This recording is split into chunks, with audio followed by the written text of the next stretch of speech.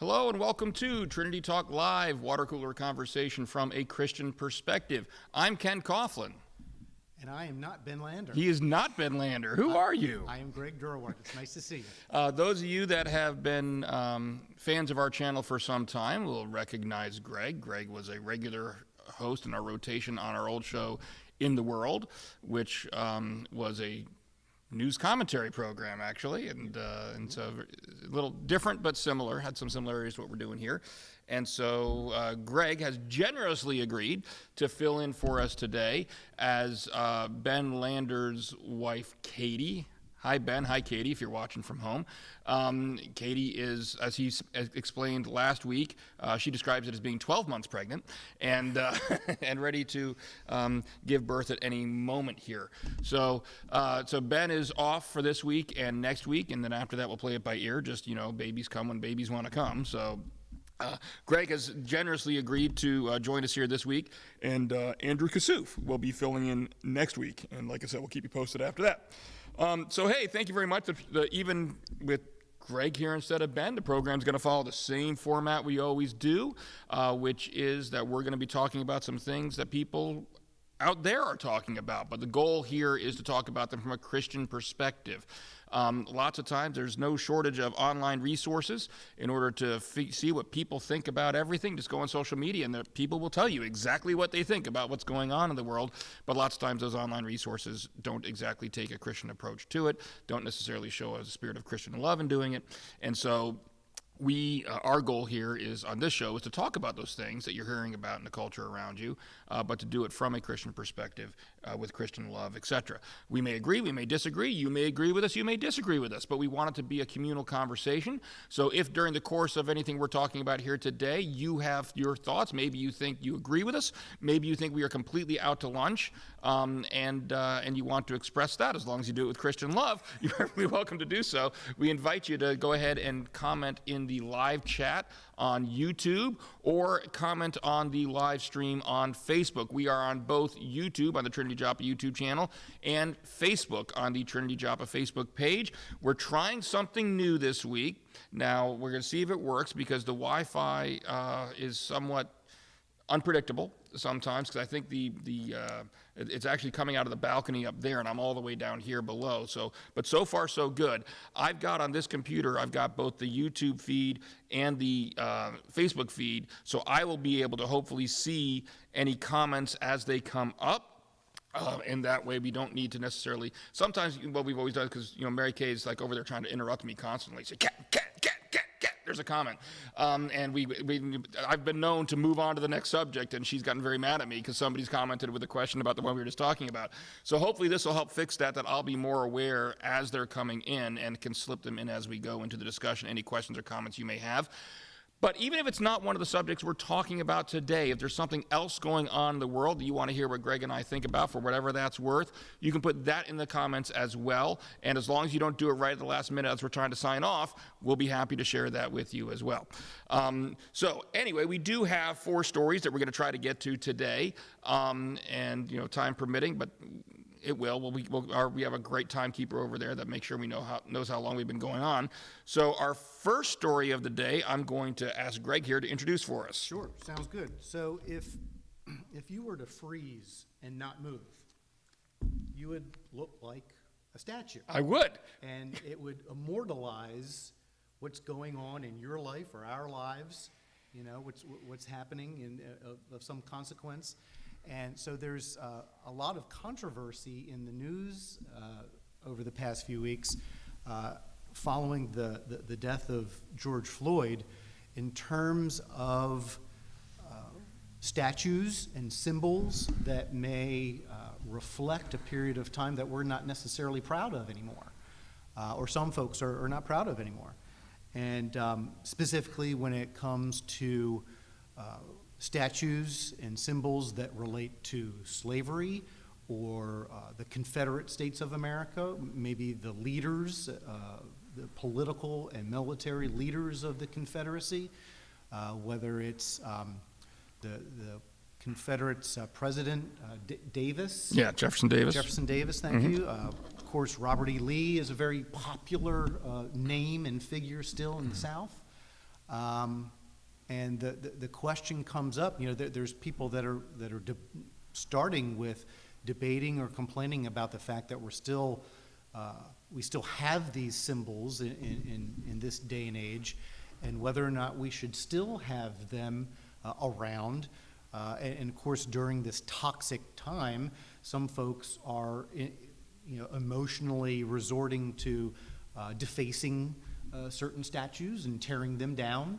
That has continued even over the weekend, not only with Confederate statues. I think a statue of George Washington came down in the state of Oregon just over the weekend. Mm-hmm. So it's obviously a very emotional and volatile situation, volatile time. And so I just wanted to talk about that. When you think about statues, what in your mind, what do you think the purpose of a statue?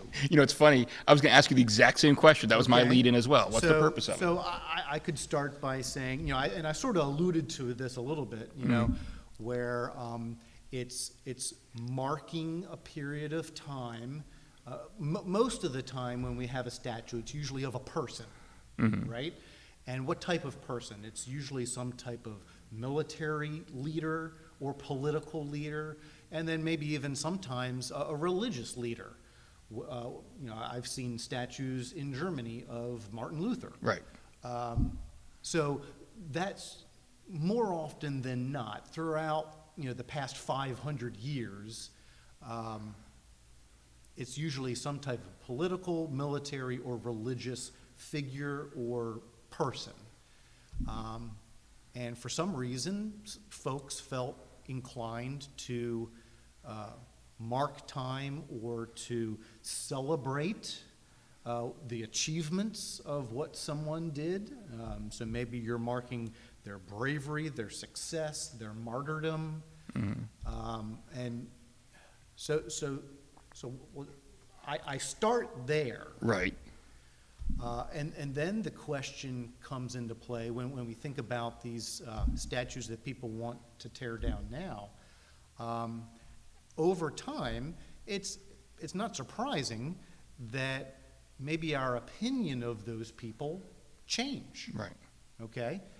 And so the question is, if the original intent of a statue was to celebrate that person or that period of time in some way, is it okay to tear them down now if our opinion of them has changed? Or the other side of the argument could be, if it's marking a period of history in a period of time, should we keep those statues as a remembrance of the good and bad lessons we can learn from that period of history? I love the way you framed the discussion, because that's exactly what I was going to. I don't know which way you're going to go on it. We'll see, but where we go from here. But the framework, I think, is dead on, and is what is largely responsible for the differences of opinion we're seeing out there. I think, and more so than the statue. I mean, a lot of these things we call, what do we call them? We call them monuments, or we call them memorials. Yes. And so the question I think we need to ask is, what's the purpose of a monument? What's the purpose of a memorial? Because that's a specific type of statue. I mean, obviously, you've got certain works of art that aren't necessarily, they may be completely fictional people. They may be no person whatsoever. Yeah. But when we're talking about here are monuments or memorials, and the question is, well, what is the purpose of a monument or memorial? And I think what you see is you have a certain group of people that say the purpose of a monument or memorial is to honor, to celebrate, or something like that, whereas other people will say the purpose of the monument or memorial is to memorialize history, a historical event. It's to preserve history. And so what you see, needless to say, an example of that comes to mind. There's several Holocaust memorials, and that includes various types of artwork or structures.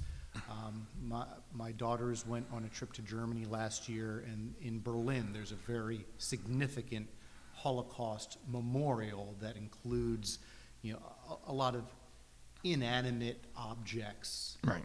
Of course, there's Holocaust museums. There's a memorial in downtown Baltimore. obviously we're not celebrating what happened, but we're remembering. So is there a distinction between, like, another example that's personal to me is the Vietnam Memorial in Washington, D.C., because my father's a Vietnam veteran, and one of my memories growing up, is when I was a kid when that was first built, or I don't remember how old I was, but I was young. I might have been a teenager. But I accompanied my father to see that memorial. And, it's, for those that aren't familiar with the Vietnam Memorial, it's basically a list of names of people who passed away in the war.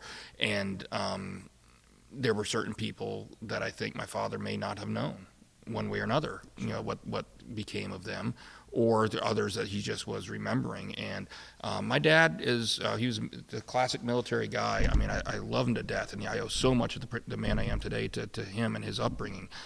He was always a very strong man, not just physically, but I mean his personality. He was a very strong man.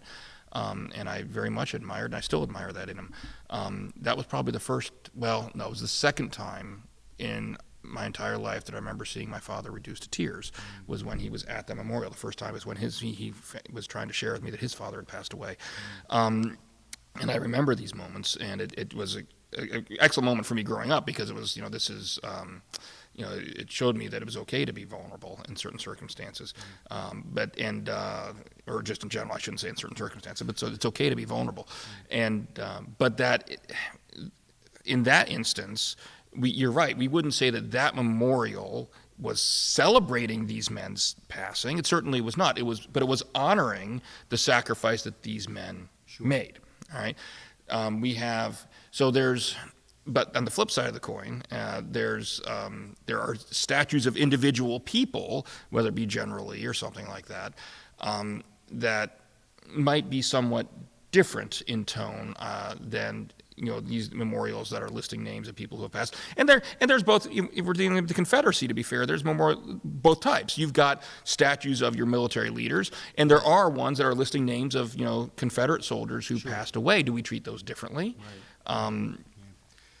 Think about all of the young men that were just frontline foot soldiers in the Confederate Army.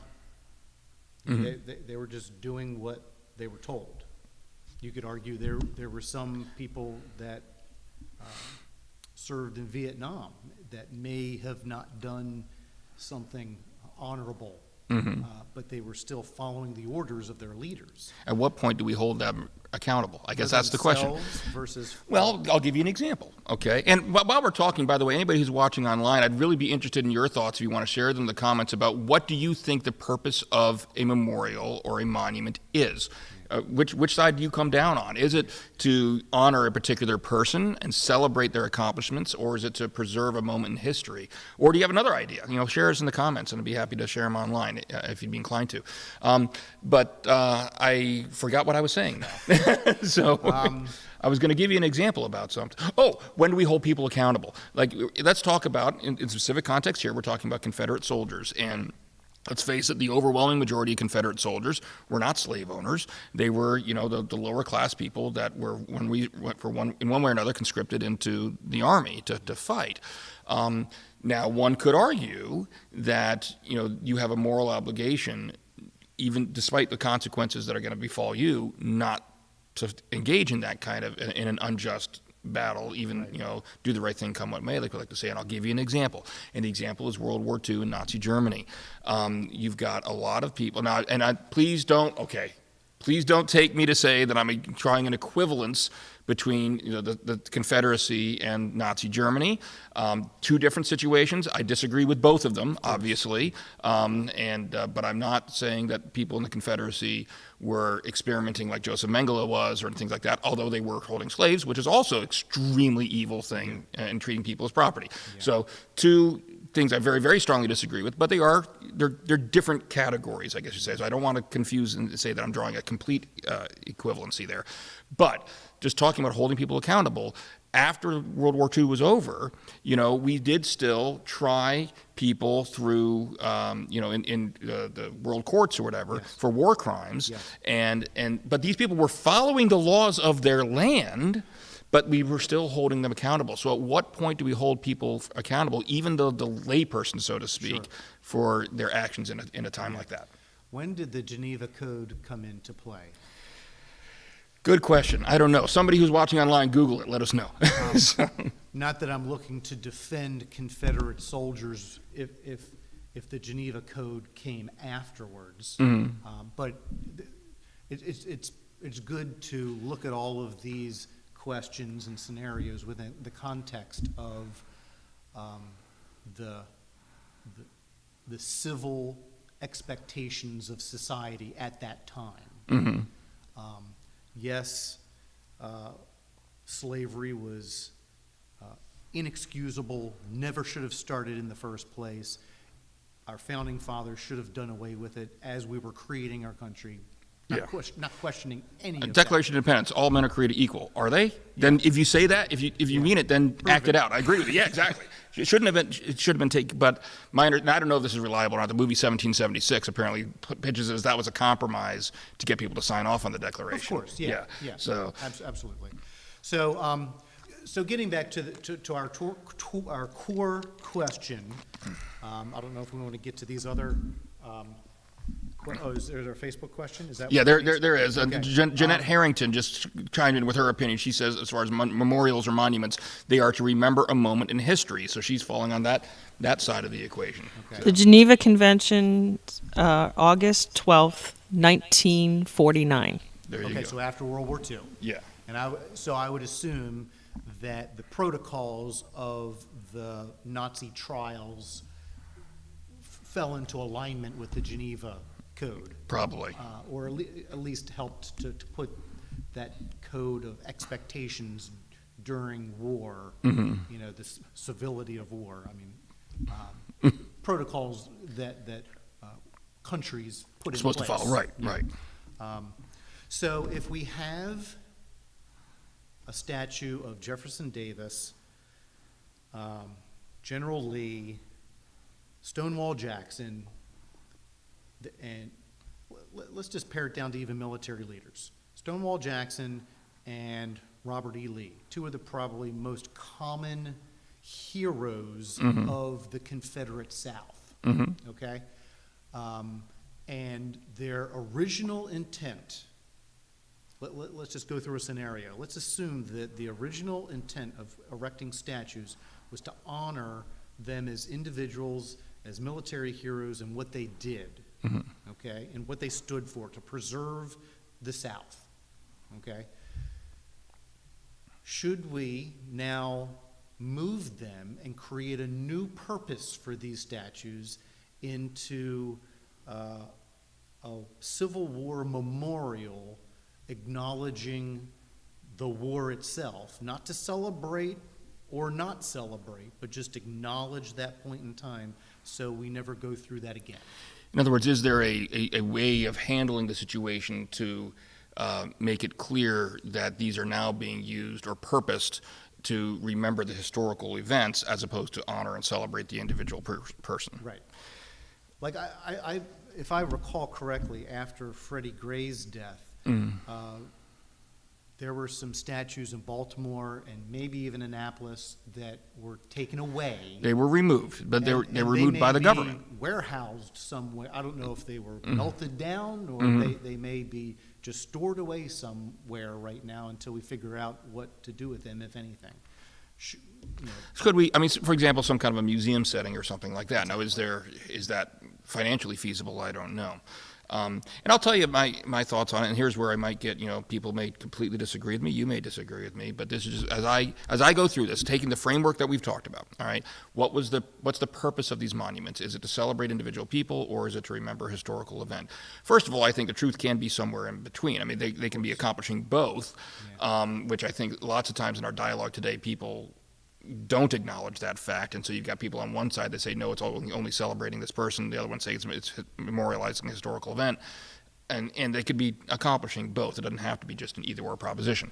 That being said, I do think that at least when we're talking about statues of individual people like Robert E. Lee, like Stonewall Jackson, things like that, all right, they are to some extent honoring those people, those individual people, all right. And this is one of those things that I've come around on. Confession time, I guess, and I'm sure I'm not alone at this. I grew up as a kid loving to watch the Dukes of Hazzard. That was my show. I had multiple toy versions of the General Lee. I loved that car. And there was something on top of that car, though. Yes, there was. And so I've got to admit that my views as I've grown older have evolved, because here's the way I start to look at things now. And I really try, and I fail a lot. I know I'm not perfect, but I try to be aware, okay, set aside for a minute what I think. All right, and ask myself, how are others perceiving it? All right, because we are, even as Christians, we're supposed to love our neighbor. Yep. We're not supposed to, deliberately try to make other people stumble or things like that. And so I've tried to be very much aware of how other people perceive things. Now, sometimes, this is not to say that this is always a universal rule. Sometimes people perceive things, and just because of certain other higher principles, you want to call it that, it's like, okay, I get that's how you see it, but this can't be compromised. Some all people right? may be offended if you wear a Christian cross around your neck. I'll give you an even more concrete example. Some people don't think that a child is a human person from birth, or from conception, rather. Yeah. All right. I've never, no qualms about this on this show. I've mentioned many times. I do. Yeah. And I just had a conversation with a gentleman, another Christian gentleman, I'm having a conversation with online. And we were going back and forth. It was a great conversation, okay? And he wasn't advocating abortion on demand. He was actually opposed to that, but he was saying he thought it should be allowed during the first trimester, and for various reasons, which I won't go into. But he ended it off by saying, well, maybe we can just agree to disagree. And I told him, well, I'll respect your wish to end the conversation, but I'm not personally comfortable with that term of agreeing to disagree, because that makes it sound like that's the resolution of the issue. Yeah. And frankly, when we're talking about something with this high stakes, I think it's fine to take a break if we need to take a break. Yeah. But that should always be something that we're willing to come back to and continue to dialogue about. So in some situations, I don't think you can't, I understand what somebody perceives something to be, but you can't compromise. Yeah. But other times, lots of times, we can. If there's not that kind of higher value, like the life of the unborn, that's at stake. Yeah. Many times, and I think more often than many of us are comfortable admitting, is that it's just, to me, regardless of what I may believe or others may believe, if I'm causing harm to another person, and whether it be physical harm, obviously, but even emotional distress, that I don't need to, and I need to be able to put myself in their shoes and say, how are they seeing this? And if the way they're perceiving it is reasonable, especially based upon their background and their experiences, what they've seen, then I need to have some more empathy for it. And so I've come around to the fact that, for example, the General Lee. If you watch the show Dukes of Hazzard, it was very much promoting racial equality and everything at the time, the conversations they had. But, someone else sees that flag flying, and regardless of what one person may think it means, it's like, I understand you don't think it means this, and it doesn't mean that to you, but to someone else, it does have these racial overtones, these negative overtones. It's the same thing as the Nazi symbol. Whether we like it right. or not, both of those symbols have been baked into our social consciousness. They represent something right. that was evil. Yes. And yet that wasn't, the Nazis did not originate the swastika. And the Confederate, the crossbar, wasn't even the flag of the Confederate States of America. It was a battle flag, right? That just became identified with that, right? As a symbol of slavery. So and people perceive that, and it does hurt people when they see that. And so I think we need, and the same can be said. We want to carry this conversation over to a lot of these statues and monuments, that whether or not I feel they are preserving a moment in history, and that even if I were to believe that was their sole purpose and function, and I don't, I do think it was also to honor individuals, but even if I did believe that, I've got to be aware and empathetic to our fellow human beings that that don't feel that way, and so I don't have a problem with them being removed. Now, I want to put one important caveat before I let you talk about it, and that is, when I say I don't have a problem with them being removed, I'm talking about through official government channels and having them removed. Yeah. I do have an issue with people who are defacing them, especially, some people just don't know their history, and they're defacing, there was one I saw where a statue of Ulysses Grant was defaced. And another one, a gentleman, I can't remember who it was, but a gentleman who was very much part of the abolition movement, it was defaced. And so, and that's, of course, one of the big dangers you run if you don't know your history and you're just going out there defacing everything. But I don't think we can slip into anarchy. In Philadelphia that was an abolitionist that was defaced. So I don't think we can slip into anarchy. We don't want to do that. And the rule of law, like we have it in our country, lots of times, does this mean that, am I being naive, in other words? Am I saying, some people object to what I'm saying right now, says, Ken, if we don't do it ourselves, we can't trust our government to do it. And you know what? You're probably right. Sometimes you won't, the government's not always going to do everything you want it to do. All right? But that's why we have elections, And we have to respect we need that. to stay above the fold and just say defacing public or private property is inappropriate, immoral, and illegal. So I understand this is a volatile. I understand the emotions behind it. I do. Totally. Yeah, absolutely. Get the emotion behind it. Punch a pillow. If we want to have a conversation about removing statues and either melting them down or repurposing them to chronicle history, let's have that conversation. And if that conversation includes politicians that come to a resolution that we don't agree with, then we'll have consequences at election time. And let me give you a parallel example to what I just show how, I practice what I preach, so to speak. And yes, you're not, and some jurisdictions obviously are removing them through proper legal channels, and some are not. All right, North Carolina, I think, is an example where, it's complicated down there. Mayor was removing them when the governor said not to, or something like that. I could have it wrong. And some are not removing them. And so that's going to happen. You know what? I'm a pro-life Christian. Roe v. Wade came out in the 1970s, all right? I don't advocate people going out and forcibly destroying abortion clinics, all right? I don't. What do I advocate? We keep trying. We keep pushing. We keep putting the issue out there until we do it the right way, and get the law changed the correct way. So I don't know, maybe a lot of people hate me now, but do you disagree?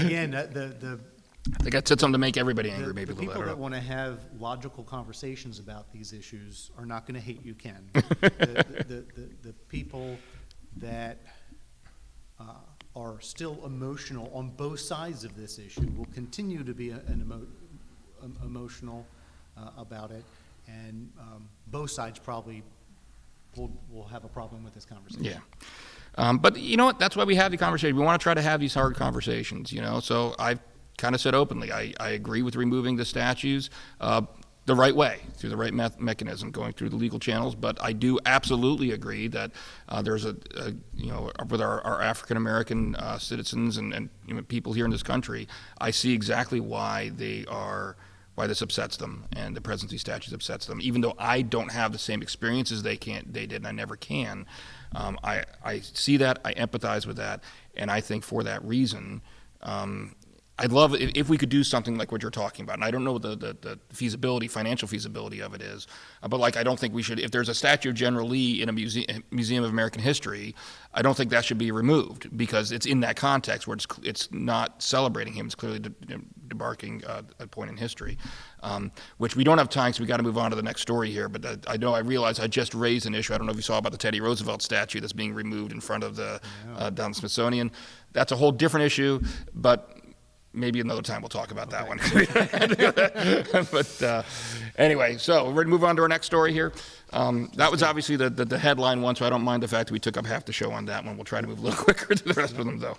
So story number 2 has to do with, still dealing with George Floyd, but there's a memorial site, basically, in Minneapolis where George Floyd, where he was killed, and it's become a kind of a memorial location where people are leaving flowers and things like that in memory of him. Well, there is something else going on there, and it's being described by Dr. Charles Karuku. I apologize if I'm mispronouncing that, and Pastor Lindsay Karuku. They are with International Outreach Church in Burnsville, Minnesota. And they are describing what they call a spiritual awakening happening at this memorial site for Minneapolis. Now, specifically, he's talking about a significant amount of, where obviously you've got a lot of rioting and things that have gone on throughout our country, but also especially in Minneapolis. And before I continue the story, I do want to say that our prayers are with everybody who's affected. We do understand that there was a shooting yesterday morning, Sunday, in Minneapolis, in which 12 people were shot. One has been killed. 11 others are injured. In case anybody's wondering why we're not discussing that on the program in detail today, it's because we just don't know much about it. There's not been a lot of details that have been released yet about that, so we don't know anything about. All we know so far, it seems like there was a group of individuals who entered into this district in Minneapolis, the place where they had a lot of bars and restaurants and things like that, and started shooting. I don't believe anybody's been arrested as of the time that we're doing this episode right now, so we don't know a lot about that. We did consider talking about that today, but when we started looking at it, the lack of details just made it so we figured, you know what, we don't want to rush to judgment about that. We don't know and start talking about something we really don't know anything about. So we decided not to, but we do want to say that obviously we are praying for everybody that's been impacted by that. So now, that being said, as far as the other story about Minneapolis going on here and this revival that's apparently going on, these pastors have said that they've said it's declared as a sacred and holy ground, worship and salvation and true reconciliation between people of all different colors is going on at this site. They say there have been many conversions to Christianity. People have accepted Jesus. There's been baptisms. There's been healings taking place. And it's not just them. Over 50 churches and ministries are working with Dr. Karuku and Pastor Karuku and pointing people at this location where this horrible event happened, towards Christ as being their hope and salvation. And what I really liked about this story, Greg, is that we've talked, Ben and I talked about on the show a number of times about with everything that's going on with, starting with COVID-19 and then with the George Floyd situation, there's people out there that are asking questions and they're wondering about God, they're looking for hope, and we as Christians have hope to give. And one point that Pastor Jay made in a sermon a few weeks ago is that if we really believe that Jesus Christ has the power to transform lives, and if you look in the world and you think lives need to be transformed, then what are you doing? Are you out there sharing the gospel with people? Yeah. So obviously, we in the Christian faith, if we're in the Word and we're in prayer, there's opportunities to find good out of any bad situation. And it's more than just glass half full, positive mental attitude, which, I live and breathe that stuff as well. But it goes so much deeper from a Christian perspective. We never know what God is planning to do with the circumstances of our lives. Obviously, we have free will, and evil is in this world, and obviously, murdering someone or killing someone would not be a part of God's plan. But out of terrible circumstances, we can find good, positive outcomes, and even the accomplishment of God's will. We were talking about Nazi Germany and World War II. You could argue that World War II, one of the outcomes of that was the creation of the state of Israel. The recreation, and the return of Jews back to their native land. Could that have happened without World War II? Possibly, but obviously that was a direct outcome of of World War II. So God can use even the most evil actions of humans to bring about good things. Mm-hmm. I mean, because He's God, He can bring about anything. Yeah. So and I think that's something we see definitely coming out of this, and it's the right. I think this is the right attitude that Christians should have when we see tragic events like this. I think all too often, what does the world do? All right, when tragic events like this happen, and maybe people could object to my use of the word even tragic because that also makes it sound like it's accidental. I don't mean that. I mean there was a. I fully believe, that this George Floyd should not have been killed. I mean, that was, that should not, that what the actions that officer took were not warranted.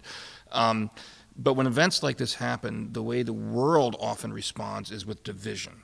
We split ourselves up into teams, almost like rooting for our favorite sports teams, and we don't listen to each other, and we just want to yell. There's a solution when someone's saying something to us that we disagree with, we want to yell louder over them so that we don't have to hear what they say, but to force them to hear what we have to say. Whereas I think the attitude that we as Christians should have when these things happen is to try to foster mutual understanding and bring people together to hear each other and to talk things through, which then can help point people to Christ. Look, you want to know, why there's evil in the world. People, have the questions, why is there so much evil in the world? Why did this happen? Why did that happen? And I'm not going to go into it all now, but those types of conversations, rather than pointing people away from God, like some people may assume to be the case, when you actually start walking through it rationally, step by step, you realize that those types of conversations actually can be used to point people to God and to Jesus Christ. And so there's opportunities here to really bring hope that the world's looking for. Absolutely. So. Even when you look at people trying to do good, and people throughout history that God has used to accomplish His will, He uses a lot of broken people. Look at Paul. I mean, seriously, look at Paul. Moses murdered someone. Oh, yeah. Abraham almost killed his son because God told him to do it. David was an adulterer. Yep. So, again, we're in a broken world. Sin is in this world. Sin is not going away. But if we have the right mindset, we can find opportunities to take what happens and turn it for good. Yeah, so I just encourage people, and one of the reasons I liked this story is just that, is to use this as an opportunity to, especially, why did I place this story right after the first one? Well, there's a reason, because the first one, let's face it, that's one of those issues that is dividing us today. And so I think this one illustrates what a proper Christian response could lead to, is that if rather than trying to take sides, and again, going back to what I said about abortion, there are some things we can't compromise, all right? So don't take this as me being too broad, speaking too broadly, but rather than being so quick to take sides on something, maybe we as Christians should be the voice that's trying to bring people together rather than drive a wedge between them. That seems to be what these pastors are doing in Minneapolis, and look at the results. Mm-hmm. Look what God's doing there as a result of what the step out in faith that they have taken. Mm-hmm. So, all right. We have a comment on Facebook here from Andrew Kassouf. How you doing, Andrew? Andrew's going to be joining us next week.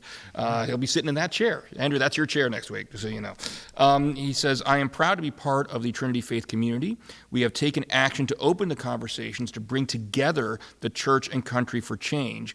The Faithful Conversations event was excellent. I look forward to more. Yeah, for those of you that haven't seen, thank you, Andrew, for bringing that up. On our YouTube channel, and it's also on our Facebook page, this past Saturday we sponsored a panel here, an open forum discussion basically, with a number of experts in the area about how Christians can engage in dialogue for greater racial and cultural understanding. It was called Faithful Conversations. I encourage people to everybody out there, if you haven't seen it, to take a look at it, share it with your friends, because it was a really good panel discussion. They took questions online and from people that were here present about that. And that is a series that we are planning on continuing. Now, it's not always going to be the same conversation, like this one was about, racial and cultural understanding. But the vision is to take some of these, if you want to call them tough issues, sure, and have, bare bones, open, put everything out there, honest, conversations about them. So the Faithful Conversations series is something that we're hoping to continue over time in a similar format. So thank you for pointing that out, and anybody who hasn't seen that, please do so. All right. You want me to tee up number 3? You can tee up number 3. Go for it. Okay. When we've been talking about a lot of emotional and volatile situations, and I'm not trying to justify volatility, or ignore the root causes of that anger, But I think one thing that was a perfect storm, unfortunately, that may have exasperated our emotions is the fact that we've been locked up for 3 months. Yeah. Okay? And again, and looking at this from an economic standpoint, I think this is the first time in our country's history where we intentionally created a recession. Our leadership made a proactive decision to basically shut down the country and most business. And there were obviously economic consequences of that. And so the topic here, we saw an article that speaks to some businesses in certain sectors that are going bankrupt, shutting down, closing down their business for good. And I just thought this was interesting when you look at, like the article that we saw made reference to Macy's, Pier 1, Nordstrom, so a lot of retailers. Right. And you could argue that these particular retailers are in an older model. Your brick and mortar store, model, right? Malls, as opposed to the Amazons and the online e-commerce infrastructure that seems to have been gaining in momentum over the past 15 plus years. And it's hard for those. I think it's hard for those businesses that have become known as that brick and mortar storefront to change their identity. Not say it's impossible, but I think it's been hard for them to change to an online model Sure. and have people accept them that way.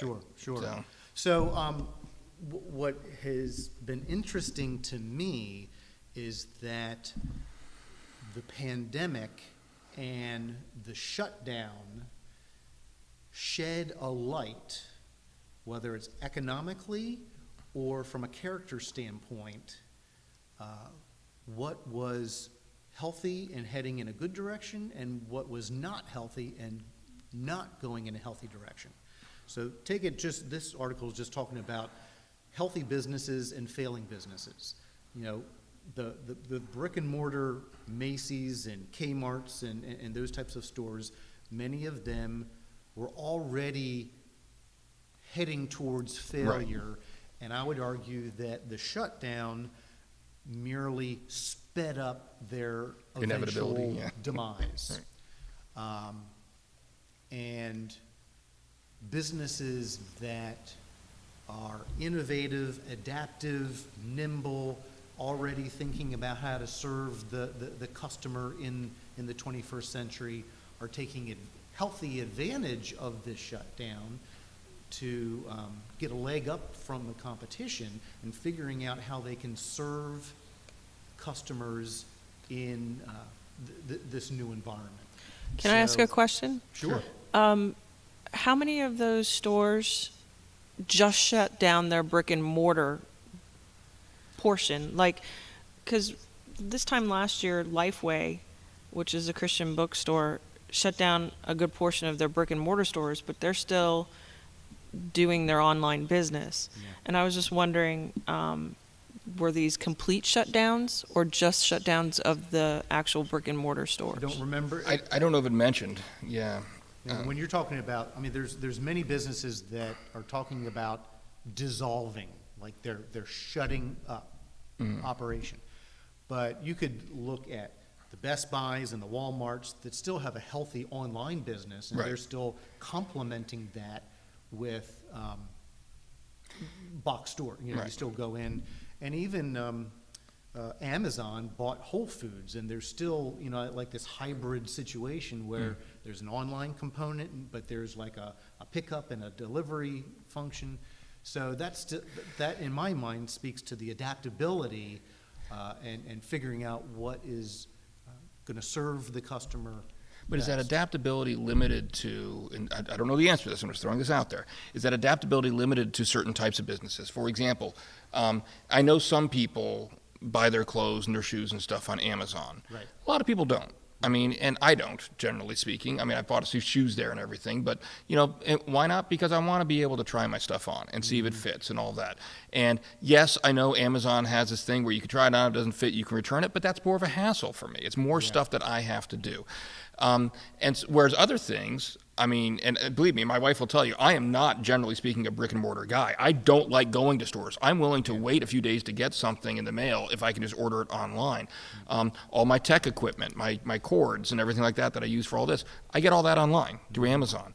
And so I wonder, stores like Best Buy you mentioned, that are selling products that maybe a higher percentage of the population is used to ordering online, do they have an easier time creating an online presence than a store, say, like Macy's, that sells mostly, you know, clothes and perfume and things like that? But you're not buying perfume online. You got to be able to smell it. Yeah. You know, so they have a harder time. I don't know. So, I'd like to throw something out there. What's that? I kind of think it has a lot to do with similarly like education. Some of our kids are thriving with the online education. Some of the kids aren't because they need the physical aspect of it. Whether it's being in the actual classroom to have that more mental state, or even when I was teaching math, some of my kids, if they couldn't get their hands on something, like doing a lab in science or using manipulatives in math, it didn't quite get through. So it boils down to knowing who your customer is. So putting my business hat on here, Yeah. There's research companies that have done polls and studies that speak to the priorities of the consumer over the decades. Okay, now after World War II, 1950s, 1960s, statistically speaking, the number one priority of the consumer at that point in time was quality. You think of Ford Motor Company, and quality is job number one. Yep. Okay, and then at some point in the 1970s, the trend switched to price being the number one priority. And now, just over the past few years, again, this is just based on polling data, the number one priority of the consumer is the experience. So people are willing to compromise on quality and price if you dazzle them with an experience that resonates with them. So the key with these companies that are growing and are adapting is knowing what type of experience the customers that they're targeting want. If they want a store, then they're going to give them the experience of a store. If they want same-day delivery to their doorstep, then they're going to give them that experience. So the key is knowing what your customer wants. We don't have a lot of time. We got to move on to our last story here, but I wonder if there's a lesson for the church in that as well. I mean, getting back to what you can compromise and what you can't. This last story. Yeah, because I mean, there's. Yeah, you're right. You're absolutely right. Because the church, it's from a church perspective, you get a lot of people are they coming to church for the experience, and then do we overemphasize the experience and compromise the gospel, which some people will say some churches do. We do have another comment on Facebook here from Andrew. It says it has to be cheaper to run an online store than brick and mortar. Both serve a purpose, but I imagine it's hard for brick and mortar stores to compete with the online ones. You would know more about that than I would, I think. Again, it depends on the product and service that you're providing, because if you're talking about the sale of riding tractors and farm equipment, there's a cost to delivery. Yeah. So, and how many employees or team members you're going to choose to hire for a call center to take care of online chat and customer calls and stuff like that. So I understand what he's saying, and a lot of the time that's true, but it's not universally true necessarily. That's what I would say. Okay. All right, so speaking of tying into our final story of the day here, this one I'm going to give a little credit because it is born out of a specific article. It's from churchleaders.com. It's written by David Manner, Manner, and it's 5 Unintended Consequences of Worshiping at Home. And, it's one of these catchy headlines that makes you think that it's going to talk about all these negative things that have happened as a result of the fact that we've had to be worshiping from home. And there's certainly plenty of that out there on the internet if you want to look for that. But actually, it's kind of the author here kind of takes the opposite approach. He says, look, there's some lessons that maybe the church has been due to learn for a while, and as long as we were in our comfort zone, we weren't learning them. And now, because we were forced into the situation of online worshiping, it kind of brought some of these to the fore and forced us to learn these lessons. One thing, and agree or disagree with some of these, I don't know, but here's the 5 things that David Manner listed. Number 1, he says sermons are shorter yet more profound, and basically talking there, but the pastors have come to realize that people's attention span while watching a TV program is not going on their computer, is not going to be as long as it's going to be if they're there in person in front of you, and so you've got to figure out a way to communicate the message more concisely in a shorter time frame. And that statistic surprised me, because I think our sermons are going a little longer. I think so, Pastor Jay. And I'm fine with that. No, I've enjoyed it. I have not had, and here, okay, but I'm playing devil's advocate, if you want to call it here. Here's why that might not be as much of an issue here. Typically speaking, we're Lutheran, and Lutheran services tend to have a good amount of, even our contemporary services has liturgy in it. We have certain things, whether it be the confession and the Apostles' Creed and these things that we go through. Not all Christian churches are like that. A lot of them are not very liturgically based, and some are. I don't want to paint with too broad a brush, but those churches that don't have as much liturgy to their worship do tend to have started out, before this all happened, have longer sermons. You go to churches and you'll have them preaching for 40 minutes to an hour, whereas here it's 20 to 30 minutes typically. As long as the Spirit leads them. And I'm not saying, and please don't misunderstand me, I'm not saying there's anything wrong with that. I'm not criticizing. I personally prefer the liturgy. That's another conversation we can have down the line. I think we strike a really good balance here at Trinity with that. But that being said, so what you might be seeing, what this might be speaking to, is those churches that were preaching for 40 minutes to an hour, realizing people aren't going to watch 40 minutes to an hour, generally speaking, or their intention isn't, whether be able to focus their attention more if they're in person, they're not online, and so maybe those are getting shorter. But you're right, ours typically have been the same or even a little bit longer, I think, since we've been out there. And the entire service has been an hour longer. and a half. Yeah.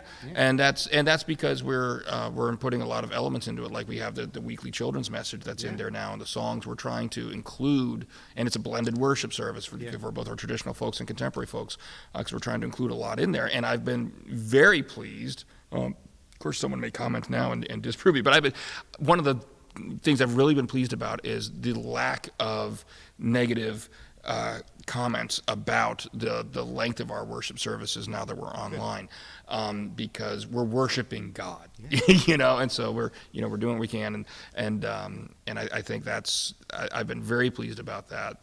Of course, it's not football season, so when it comes down to, the thrust of this article was, churches are realizing that they may need to or want to do things differently moving forward. As a result of, So when we think about what God expects of us as the core of worship, okay, and you may know there's actual, I don't want to say requirements, but there's certain core expectations from a biblical standpoint as to what is defined as a worship experience. And you can help me with this, but obviously it's praising God, right? And that praise can happen in many ways. We can get into the argument of music. I personally believe that the joy of clanging cymbals and clanging bells, isn't restricted to 18th century hymns. There's other, I think, as long as it's being done in pure worship, pure joyful praise and worship, then God receives that and loves that. Right. We also have a element of learning. There's a sermon, and there's different types of sermons, whether it's educational or based on certain, like a study of certain text for that week. And, I think as long as we have those core principles, that's what's important. I was doing one, I can't remember which of my Bible studies I was doing, it was either yesterday or this morning, and I was reading about Tyndale. And so Tyndale was in England, and he was the one that led the way to the first English translation of the Bible, the New Testament and some parts of the Old Testament.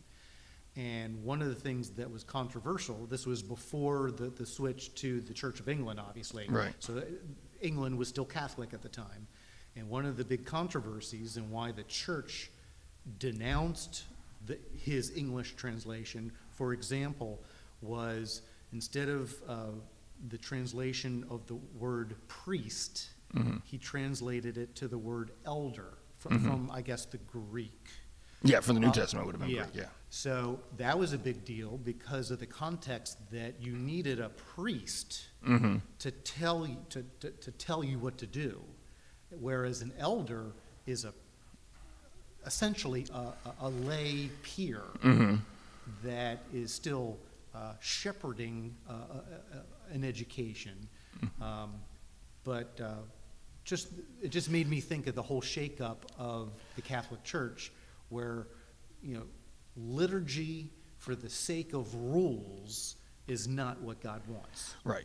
And that's why we do, and there's another comment here on Facebook, and getting back to our point about, attention spans. Andrew Kassouf did say attention spans are about 20 minutes for average adults, regardless of where they are. There are more distractions at home, though, and that is certainly true to get people away. Good point to that. Yeah. The way we structure our worship services here at Trinity, for example, and this is true both of the traditional service and the contemporary service, is you basically got 4 elements. You've got gather, word, meal, and send. And if I get any of those wrong, I'm sure Pastor Jay will correct me, but I believe that is the order here. So you have a certain section of the service that is about gathering together, and then you have the word, where we're talking, where we are taught the education part of it. We're taught from the word, and then the meal, which is the communion meal, where we are communing together, and then sending. A very important part of any worship service is to understand that it's not just 1 hour here on Sundays. We're being sent out to take whatever we experienced, whatever we learned here in that service, and send us out into the world to be God's ambassadors. Jesus said go. Yeah, Jesus said go. So I always find that that's a very good model for me as far as what a worship service should be structured like. But other things that this author mentioned, talking about worship is simpler and less contrived. It seems like he feels that lots of times worship services we're always trying to keep up with the Joneses, become more flashy, and all that. And that gets to what we were talking about before about knowing your consumer, so to speak, and what people are coming for. Well, the question is, you're getting, and there's an argument that people say, well, we'll get them in with this, but then they'll hear the word. I'm not sure that's a path I want to go down. I feel can be a little bit of a slippery slope. But yeah, he's saying. Well, when you're not in your worship service or worship space, and you don't have all the lights flashing and everything, you can't do that. Yeah. Intergenerational worship is foundational instead of optional. Everybody's watching the same thing online. Off-limits music programs are now on the table, and church size isn't determining worship quality. I could see some smaller churches looking at that last point and having an issue and feeling like, we haven't been able to do what we want to do, at which point I think that's the job of us to view ourselves as a unified body of Christ, and not, we have this habit of separating ourselves into almost territorialism. It's like, well, this is my congregation. Don't take my people away from me, and I won't take your people away from you. It's like, we're supposed to be one unified body of Christ, and if the churches that obviously Trinity, we're sitting here literally on a live stream talk show, that a lot of churches don't have the ability to do this, and so I do think that maybe we can all help each other in that regard. But anyway, it's been interesting because the church started where 2 or 3 gather in His name in homes. Right. And that's what we came back to over the past few months. Well, and I'll tell you, and I might make some people upset about this. I won't call anybody. I'm gonna go too specific, so don't come across like we're calling anybody out. But a lot of people, we want to, we got to get back into the worship sanctuary. We got to get back in the sanctuary. And I understand that to a certain extent. But Jesus preached on a mountain. Why can't we? That really, this space is beautiful. It's great. I love it. It's nicely air conditioned right now since we got the air conditioning running. But this is not what the gospel is about. this is not what the gospel is about. I think the main thing I miss is just the fellowship. Yeah, that's true. That's but you don't need a building Absolutely. for that. Absolutely. You know, and then one last comment here from Andrew. It says, I was surprised to learn that young adults prefer liturgy and traditional worship because of the ancient routine. It is a place that they can find escape from their chaotic lives and access the mystery of God. Personally, I resonate with the contemporary style because of music preferences, but I appreciate both. And I'd be curious of I hadn't heard that statistic. Yeah, and he says young people? He's saying that the young adults Okay. prefer liturgy and traditional worship. I mean, I know just for children, they whether they want to admit it or we realize it, they thrive on structure, Right. healthy structure. So maybe there's some tie-in to young To that, adults, yeah. that maybe weren't churched, maybe unchurched, that Mm-hmm. appreciate some liturgy just from an educational standpoint. Right. And I, more than anything, I just like to encourage people throughout all of this. One thing I think we've learned as a church is, it's not a one size, or there's not only a one size worship. We don't have to cram everything into this one. Just because somebody's worshiping in a different way than we are doesn't mean that we're right and they're wrong. There are certain core elements, which we've kind of touched on a little bit here, but that doesn't, within that, I got news for you. Even the most traditional people worshiping today are not worshiping the same way like you mentioned. Originally it was just a couple people gathering in a house, and so worship within boundaries, within a framework, it can and should evolve in order to meet the culture. Again, you don't want the culture to compromise the gospel. It's a balancing act. I get that, but at the same time, you can't get so caught up in the way we've always done it that you're not willing to listen to the people around you. So, all right. Anything else? That's it. We good? All right. Well, thank you very much for joining us here today. And I would like to say a very special thanks to Greg for filling in for us. It's been, I've missed you on camera. It's been fun. So Yeah. hopefully, Thanks for the invite. and I'm guarantee you, if next time we need somebody to fill in, you'll probably be hearing from us again Next too. time Katie has a baby. You never know. Maybe Mary Kay will have one. Interesting. All right. Bite your tongue.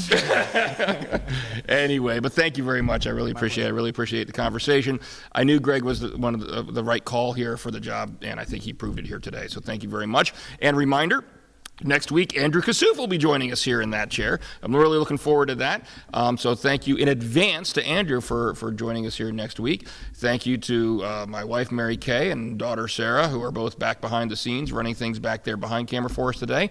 And thank you all for joining us. We hope that something here was uplifting and beneficial for you. And thanks to all those who participated. See you next week at 12 noon on Monday. God bless.